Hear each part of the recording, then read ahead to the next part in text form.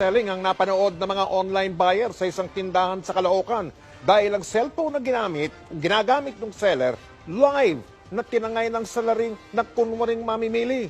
Panoorin natin ang pagtutok ni Emil Sumangil. Nasa gitna ng pagla-live selling ang tindera sa kanilang pwesto sa Maypaho, Caloocan kahapon nang lumapit ang isang lalaki at magtanong kung magkano ang rubber shoes na nasa estante.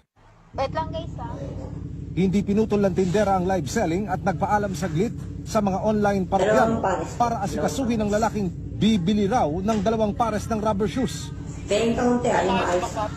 Dito pa lang, makikitang malikot na ang mata ng suspect at maya't maya'y sinusulya pa ng cellphone na nasa ibabaw ng counter. Sinabihan niya ang tindera na babalikan na lang niya ang kukuning sapatos. At nakikusap na ikuha siya ng bagong kahon ng rubber shoes. Pagtalikod ng tindera at pagpasok nito sa stock room, sinunggaban agad ng suspect ang cellphone na nasa ibabaw ng counter. Sabay labas ng tindahan. Lingid sa kanyang kaalaman, nakarecord ang kanyang ginawa. Nakita at narinig ng lahat ng nanonood sa live selling ang proses niya hanggang sa kanyang pagtakas. Papashoutout. Hindi ko naman balak ko ano. Sinakot ko lang ito. Balikan ko na yung 2 pares. Bait na.